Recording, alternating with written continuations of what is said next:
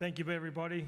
First, I'd like to begin today's meeting by the acknowledgement of the traditional custodians of the land on which we are gathered and pay my respects to elders past, present and emerging. I would also like to acknowledge the servicemen, women and families of the Australian Defence Force for their service to our nation.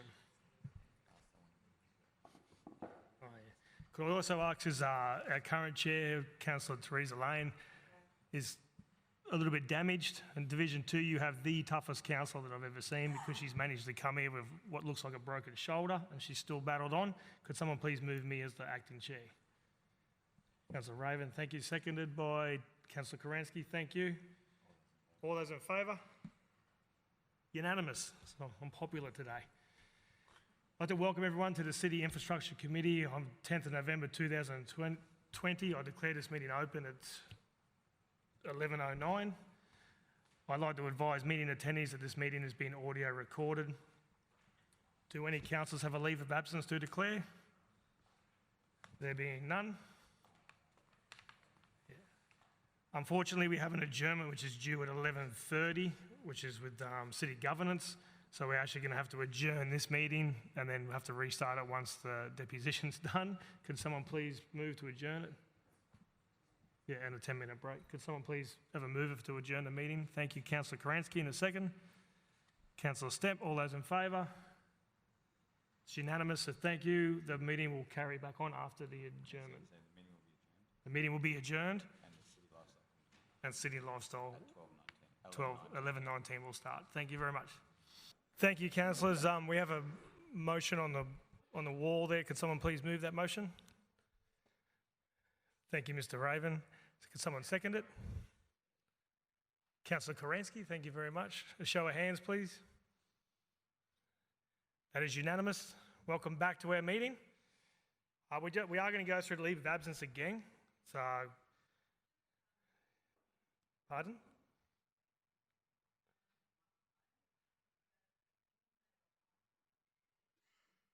Any second. Meeting's reopened to 2:25. Just for leave of absence.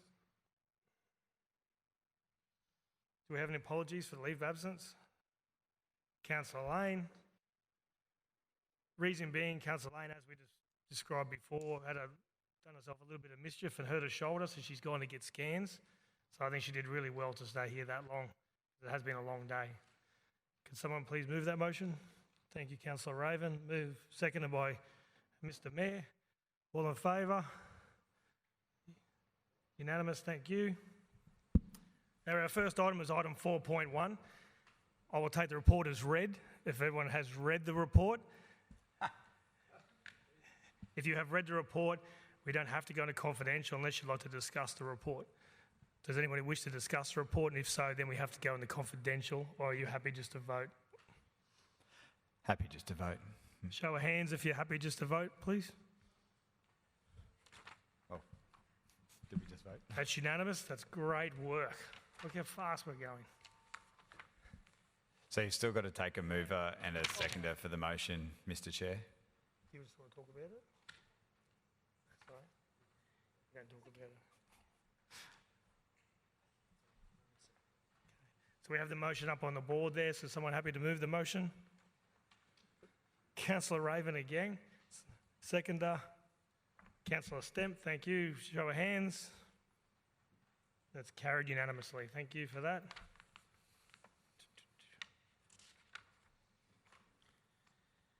Item 4.2. I now refer item 4.2. Before we open discussion on this item, do any councillors have a conflict of interest to declare? We didn't do that last time. There being none, I now refer to the Road Infrastructure Planning Manager to open public discussion. Mr. Ranawira, you may proceed. Okay. Good afternoon, councillors. This is about Hall Road. The Hall Road is in Woodhill. You can see where the road is. There's a diagram in the report. It connects Hiscock and Undella Road. Both Hiscock and Undella Road connects to Mount Lindesay Highway. You can see Undella Road has a rail bridge and a difficult alignment that connects to Mount Lindesay Highway. So Hall Road is unsealed. Currently, it is closed at Andela Road intersection. Now, the road closure was done some time ago, before the report. I probably had to say something about a typo in the report as well. For the record, the purpose of the report is said Division 11 councillor. It has to be Division 9 councillor. Sorry about that. So the road was closed in 2015 by then Division 11 councillor. That's what happened. The reason for closure is hooning and speeding mainly, and there was another reason because there were the bridge was closed for repairs. At that time, whole road was the diversion route. So after the bridge repair was done, people still use that diversion route. That's one of the other reasons for the closure. Now, recently we got complaints, the Division 9 councillor got complaints from the residents basically saying, why are we closing this road? We need to review that closure. So we took action to go back to the community. There was 2 sets of community consultations happen. One is within the area closer to whole road, and also the broader community who uses whole road and who benefit using whole road. So the report says that 68 properties were consulted, or the owners of 68 properties were consulted. 27 properties, or residents of 27 properties said, yes, it need to be open, actively said that. 4 residents who live on whole road said they disagreed, that they think that it should be closed. 37 properties didn't respond. So if you go by the numbers, of course, the majority, in the consultation letter, we said if no response is considered as a support in closing the road. So if you go by that theory, majority says that it needs to be closed. However, when you look at the comments coming from all the residents that supports opening the road, we need to think about it a little bit harder in its matter. As per Local Government Act, roads are public property. I mean, they are there to use by public. In that concept, they have allocated a section to close the road, and the closure of road is usually for temporary obstruction of traffic or interest in public safety, or it is desirable to close for temporary purposes. So now we need to look at all the feedback we received in that context. One of the feedback received was about the machinery, farm machinery, and it is difficult for them to negotiate this bridge when you move farm machinery, and also they have to move into Mount Lindsay Highway, which is a state road, a national road now, national highway, sorry. The other thing is there's comments about Woodhill community has been divided because of this closure. Because some people have to come a long way, although they live side by side in the community. And there was a question posed, very important question posed, if every road has to be closed because of hooning, that's not a good thing. So we need to consider that as well. At the end, we considered all these remarks. The only reasons for closure is still hooning and speeding. On that basis, we thought it's better to open this road, so the recommendation is given to open the road. However, we will put a local traffic only sign to restrict people going there through using as a through road. So recommendation is there, and I'm happy to take any questions, please.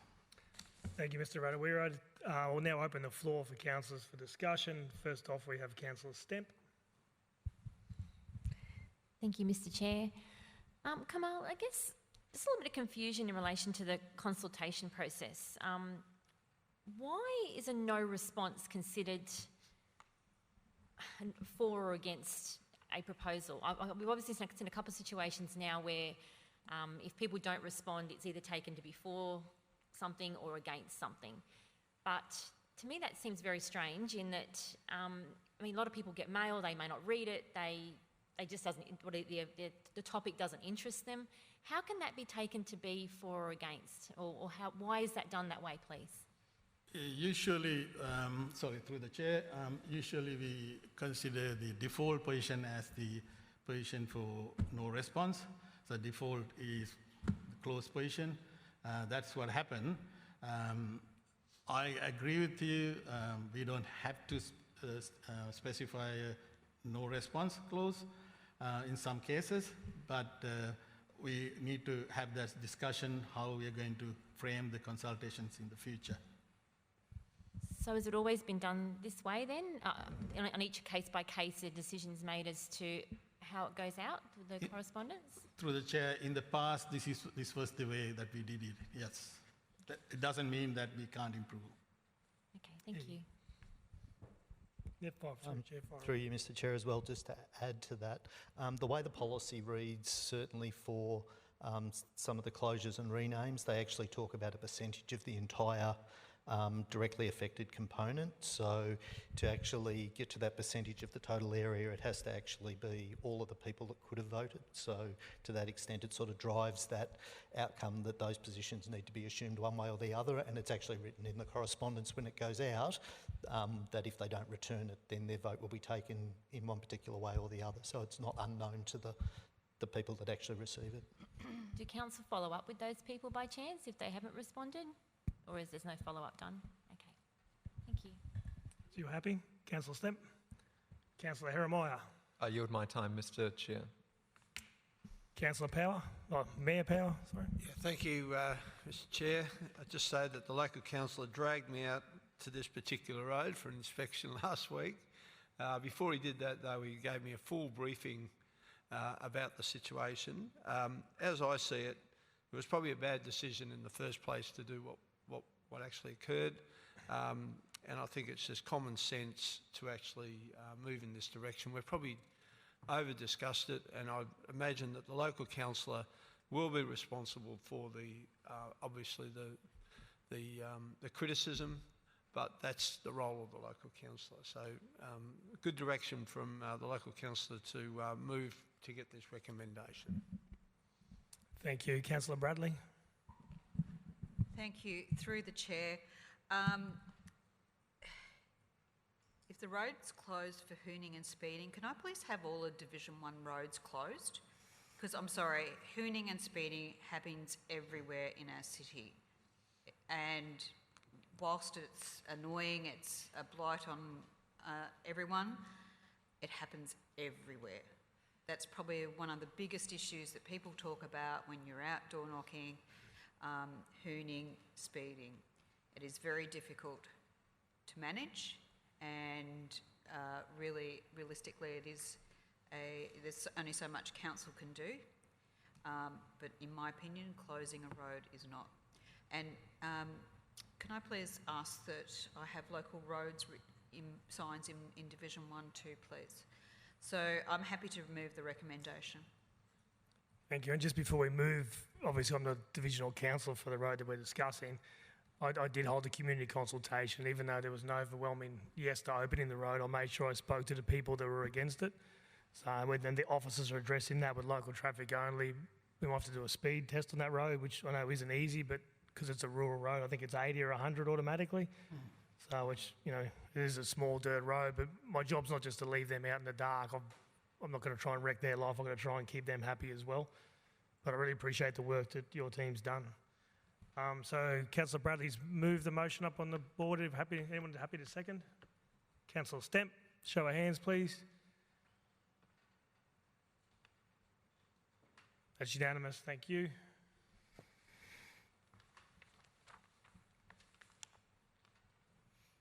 That marks the end of the Road Infrastructure Planning Manager's reports. Is there any general business at all? There being none, I'll now move. Nope, thank you, Mr. Ranawira.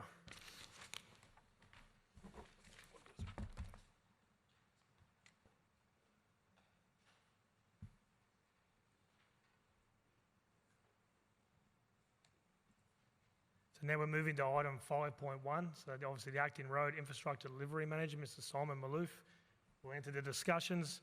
Before we open discussion on this item, do any councillors have a conflict of interest to declare? There being none, I now refer to the Road Infrastructure Delivery Manager to open public discussion. Mr. Malouf, you may proceed whenever you're ready.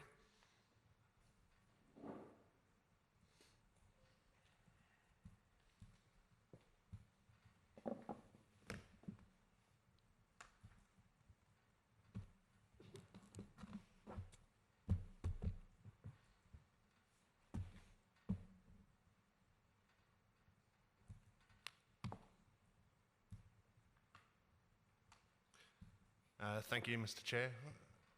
The purpose of this report was to provide an update on the status of the delivery of the Road Infrastructure Capital Program for this financial year.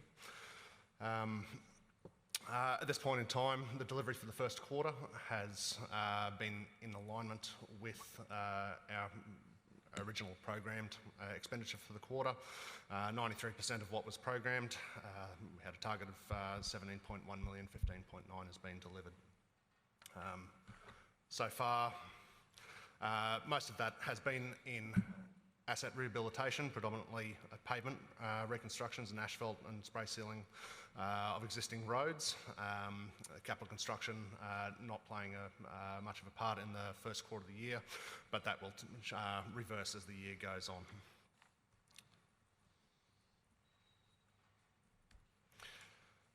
The delivery is in alignment with, as would be expected, with roughly around 70% of the delivery coming from the Road Infrastructure Delivery Contract Management team, roughly 30% from RCM, and also expenditure on design and project development for future projects. As far as the presence in the community for road infrastructure work, we've had work occurring at more than 150 locations over the first 3 months of the year, again in alignment with the...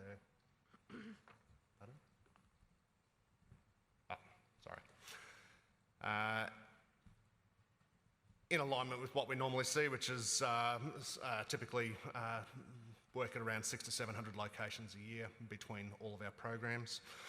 Again, most of the initial work in the first part of the year has been through pavement rehab, and that has seen the biggest presence in the community.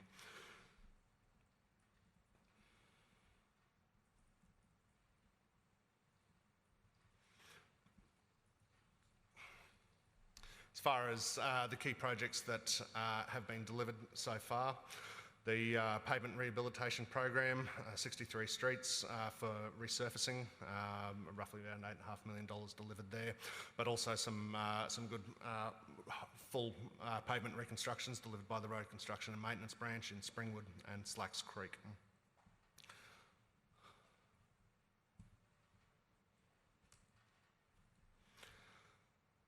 Another interesting project delivered by the Road Construction and Maintenance branch with the rehabilitation of the stormwater channel at Anzac Avenue in Hillcrest, taking a good section of a channel that was not in great condition or serviceability, and reinstating a concrete invert and addressing the condition of the channel through there.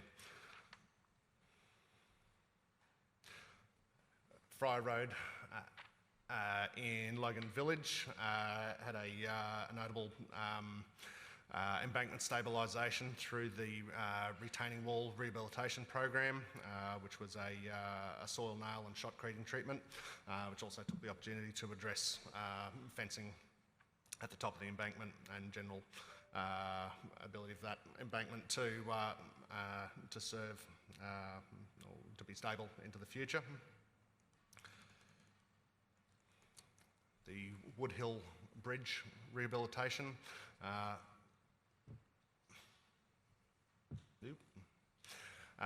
undertaking replacement of bridge beams in the timber bridge, which was undertaken by specialist services provided by Scenic Rim Council, who do this work with regularity and did an excellent job in getting those beams replaced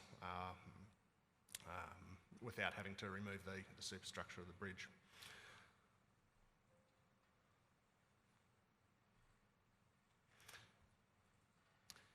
We've commenced the Woodlands Drive Master Drainage project, which is a project that will be delivered over a number of years. The earliest stage has actually been delivered in alignment with works being undertaken by water infrastructure to provide a wet weather storage facility at the bottom of the catchment, and works were actually completed for a crossroad culvert and some channel reconstruction by the delivery partnership.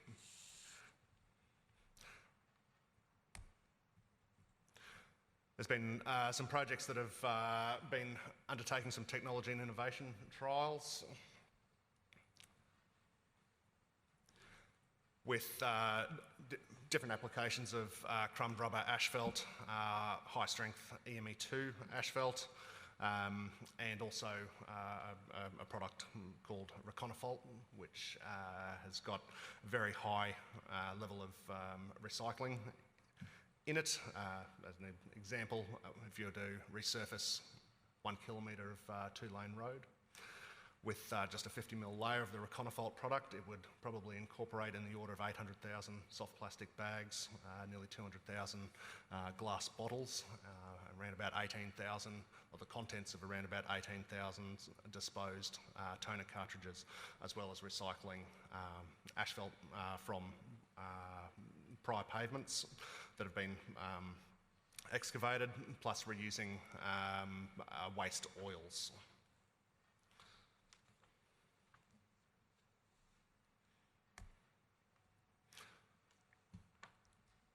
Remaining delivery key projects for the rest of the financial year include Dugwhite Drive construction, which is the connection of Park Ridge Road through to Cantena Street in Park Ridge. That project is now well underway with stormwater drainage installed and pavement construction about to commence.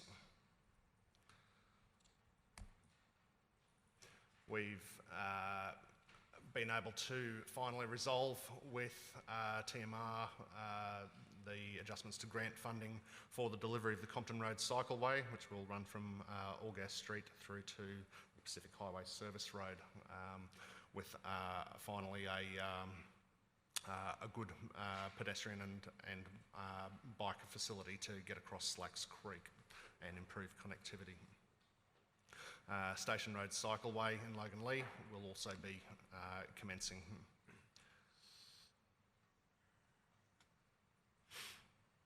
Master Drainage Program will also be delivering key projects throughout the year.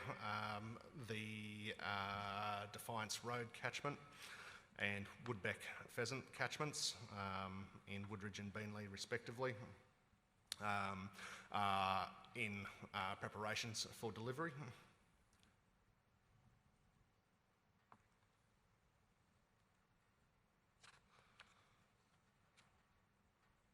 The local road curb and stormwater upgrade program will also be seeing the delivery of a notable piece of work being the Jimboomba package around South Street, which will see 5 streets upgraded with regards to the pavement with curb and channel and stormwater, which is now set to commence in early 2021 with early works for service relocations, hopefully getting underway before Christmas. Additionally, Homeview Road and Webb Road will also be delivered under this program within the year.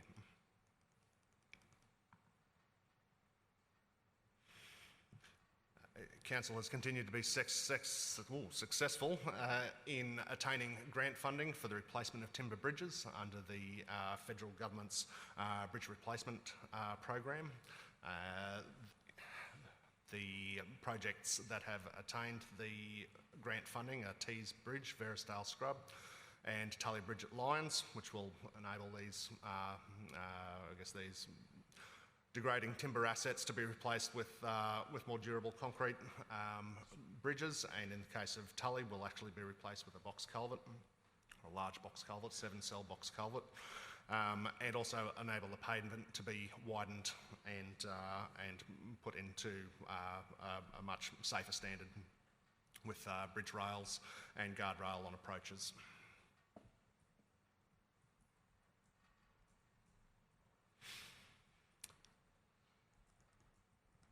Some of the more notable projects that we are still hopeful of getting a start on: Chambers Flat Road upgrade.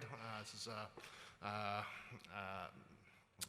bit of a landmark project for us, in the order of $35 to $38 million for upgrading around about 3.6 kilometres of Chambers Flat Road. Unfortunately, we are still awaiting the state to finalise land acquisitions through the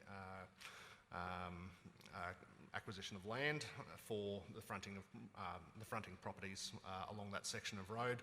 Around 50 plus properties there that are unfortunately still outstanding, and unfortunately the timing of the state election appears to have impacted on the availability of that land,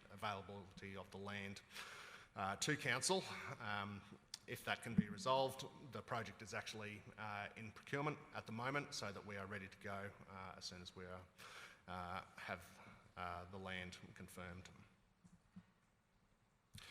In similar circumstances, the Scott Lane bridge replacement project at North Maclean is also currently awaiting the land to be acquired. That project has been procured and is ready to commence, so we're still hopeful that we will be able to get a start on that, but it is pending the state's action. In addition to the works that we are physically delivering, there is an enormous amount of work in project development and design phases for securing future capital program delivery, with probably some $400 million worth of projects for our trunk road infrastructure alone in various stages of project development and design. These largely support the priority development areas and the sub-regional infrastructure plan. Key projects: Crowson Lane Extension, Edelston Road, are well progressed. Logan Reserve Road and the Greenbank Transport Planning Study are also key projects in that program that will be starting to see elements of those larger projects delivered, probably from within a time frame of 2 years' time, but also some elements of those projects are not scheduled until well in the future.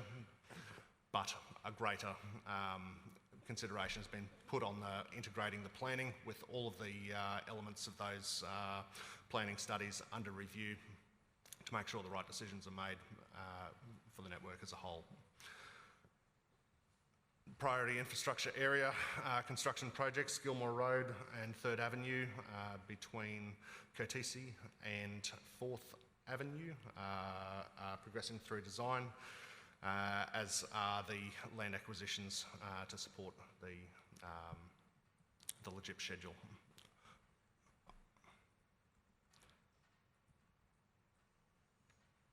Under the Major Roads program, the upgrade of Logan Lee Road between the Logan Motorway and the Pacific Highway is also progressing well, and Brisbane City Council have recently provided the 50% design for the Rochdale Road and Priestdale Road intersection for review, and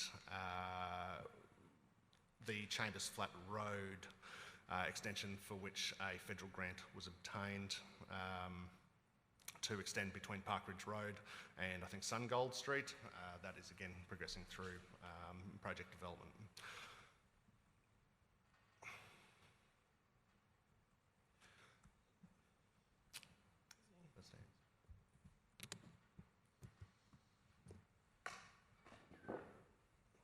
Okay, thank you. Now I'll open the floor to the councillors for any discussion.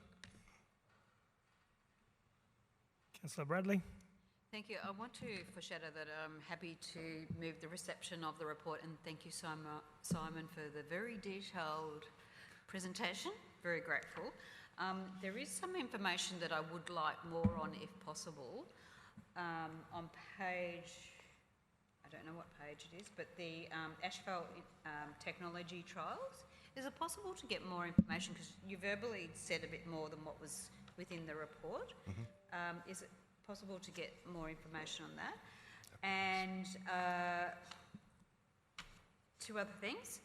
The Compton Road cycleway, I'm so excited about that and cannot wait. But also, could you please pass on my sincere thanks to all involved for Woodlands Drive catchment. That is an absolutely huge project, and I'm not hearing anything from the community, so I'm assuming that's going really well. So thank you. Right. But I'm foreshadowing that I'm happy to move the reception. Happy to second, or have you got a question? Both. Fire away with your question, Councillor Raven. Thank you very much, Mr Chair. Simon, that information that Councillor Bradley's asked for about the innovative recycling tech, could we all get that? Because I reckon that's some great social media material right there. Yep. And I'm happy to second the motion when you're ready, Mr Chair. Being no more questions, Councillor Bradley has moved the motion. Councillor Raven has seconded the motion. Does anyone want to speak to the motion? All hands in favour of the motion? Carried unanimously, including me. That marks the end of the Road Infrastructure Delivery Manager's reports. Does anybody have any general business at all? There being none, thank you very much. Thank you, Mr Malouf. I now refer to item 6.1. Can the Water Infrastructure Manager, Mr Tony Goodhue, please enter the discussions? Before we open discussion on this item, do any councillors have a conflict of interest to declare? There being none. That's all right. Someone stole his clicker. I now refer to the Water Infrastructure Manager to open public discussion. Mr Goodhue, you may proceed when you got your clicker. Clicker in hand. Thank you, Mr Chairman. Good afternoon, Mr Mayor and councillors. I do have a presentation to accompany the report. In the interests of time, I will skip through it reasonably quickly. Much of it has been seen before, but I think it's important from a background and context point of view. But I guess I'd really like to get to the take-home messages, which are the outcomes of the gasification trial that we've been under for the best part of a year, and indeed the way forward. Old tech.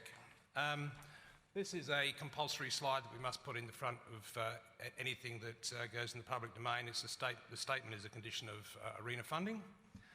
The Logan Home Treatment Plant, quickly, older technology, treats roughly 42 Olympic swimming pools worth of raw sewage a day. That's on a dry day. Serves nearly 300,000 people. It's been upgraded several times and discharges its treated water to the Logan River. Biosolids is the subject matter here, and it's the solids that remain after the treatment of wastewater. Consists of inorganic and organic materials, roughly 85% water. We produce 34,000 tonnes of it at our Logan Home plant, which generates 6,200 tonnes of carbon, which is released to the atmosphere via emissions every year. But it has an energy potential similar to brown coal, which provides us an energy recovery opportunity. The drivers for change. As I said, the large volumes cost in the order of $1.8 million a year to transport up to the Darling Downs to apply to land, which represents 30% of our total treatment plant operating costs. There's pressure on, obviously, energy prices, disposal rates, and as well as changes in environmental regulations, which is causing us to look for alternatives to managing our biosolids. And of course, Council has this carbon neutrality target for 2022. So the solution we came up with in a private-public collaboration with our water partners, particularly Downer and Pyrocal, a manufacturer of gasifiers based in Toowoomba, is this thermal gasification process, which is not a new technology. It's been used for roughly 4 decades to make activated carbon charcoal. using wood waste, almond shells, macadamia shells, etc. But the innovation is the adaptation of this technology applied to biosolids out of a treatment plan, which of course has never been done before. It's certainly an Australian first, it may be a world first. So very quickly, a diagram, just for what it's worth. Those who have seen the gasifier on site at Logan Home, it's really, I've got a dud. It's no, it's really the bottom left-hand corner is really what you see. All the upstream equipment there is related to the drying process, and that's where the major cost is, not in the gasifier itself. How it works, so we pre-dry the biosolids, as I said earlier. It comes out 85% water content at the end of the treatment plant, but we've actually got to get it to about 85% dry. Once it's and hence all that drying equipment upstream. Once it's dry, we superheat it to around 650 degrees. We don't let oxygen in, otherwise it'll just burst into flames. So it turns into a char, but it produces a biogas, which we then recover, and we use that to power the drying process. And at the end, we end up with an inert biochar product, which is around about 10% of the volume we started with. That's the facility you've seen on site. You won't see it on site anymore. It's gone. It was a demonstration plant. And that particular, we'll get a bright, shiny one, new one. That's essentially is a prototype, and it's been tweaked and design changes, etc., over the past 12 months to achieve what we want to achieve. Some other photographs, thermal oxidizers, heat recovery system. Those who have been out there have seen all of these bits of equipment, the air scrubber. This is just literally collecting the biochar at the end of the process, but this is, I'm missing half the photo, but anyway, that's half the biochar. And of course that provides a market opportunity, and certainly we've had a lot of inquiry. We've had a surprising amount of inquiry, a large amount of inquiry on the technology, but a surprising amount of inquiry on the availability of the biochar. But of course, at this point in time, it's still deemed a regulated waste, and we won't be in full production until another 12 months. So between now and then, we have to do two major things. One is work towards developing markets for the biochar, and secondly, working on the area of environmental regulation to change that regulation so it's no longer a regulated waste. A little bit on the ARENA grant. You've probably heard it all before, but at the end of the day, we've got a 36% contribution from the federal government for this technology. Benefits, reduces volumes dramatically, recovers waste, it's energy neutral with the assistance of a solar array, massively reduced operating costs, carbon emissions, and we produce this usable end product which no longer has to be dumped on land. Complies with the new regulation in relation to dumping on land, which is now banned in Europe, destroys persistent organic pollutants, particularly PFAS, which is a worrying one, and micro and nanoplastics, which are getting into the food chain, principally from activewear, binds carbon and heavy metals, retains nitrogen and phosphorus and potassium, so it's bioavailable, and that's why the biochar makes a good additive for potting mix. Sorry, my mistake. Reuse options as a soil improver and in potting mix, as I mentioned. Some of the conditions around the ARENA funding, its detail. At the end of the day, we have now completed 3 of the milestones out of a total of 6. We've had 2 of our claims paid. The 3rd's currently being processed. So we've received, to date, 1.3 million of the 6.22 million grant. Summary of the CapEx and OpEx, as I said, 36% contribution from the feds for the capital expense. Council's investment is around $11 million and making a total project cost of that. But importantly, it reduces our $1.8 million operating costs for biosolids management by $500,000, so it drops to 1.3. In terms of next steps,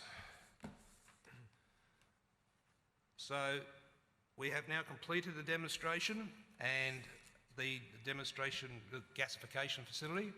The 5 key objectives out of that demonstration plant were to measure the air emissions and confirm compliance with environmental regulations.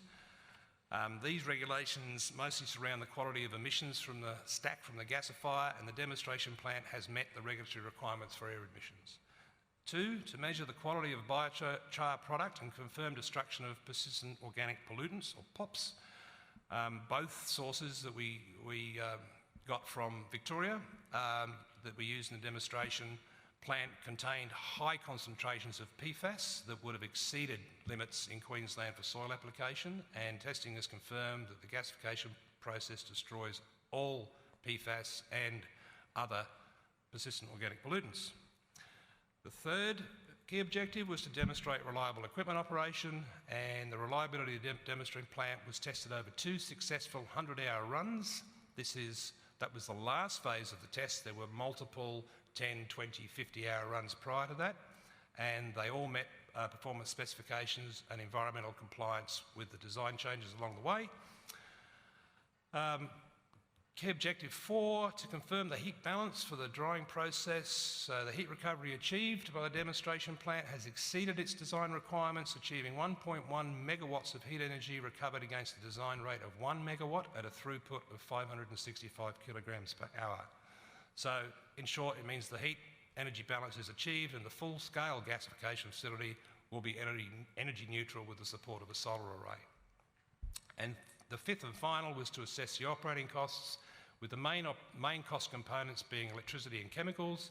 All operating expenses were confirmed as expected during operation of the demonstration plant, and the net savings in biosolids management are still expected to exceed $500,000 per year based on current volumes. Economies of scale, once we get into full production, may see further savings beyond $500,000. So thank you, Mr. Chairman. I think, in terms of way forward, that's right, it's on the back page. So that's performance and results. We are now in the throes of commencing the full-scale biosolids gasification facility, which is scheduled to commence in December this year, and will continue for the 12 months. And what we will do going forward is be providing quarterly updates to this committee on the progress of that delivery. Thank you, Mr. Chairman. Thank you for that. Your water guys seem to be leading the way all the time. We'll open the floor now to discussion. I think straight up we have Councillor Raven. Thank you, Do you have to go now, mate, or do you want to... Yeah, I just, through the chair, just like to know I need to depart. I have a community consultation at 3:30 at a community hall in regards to an issue that residents have raised with me. So I'll be departing now. No, thank you, mate. We'll note that you had to go. Councillor Raven? Thank you, Mr. Chair.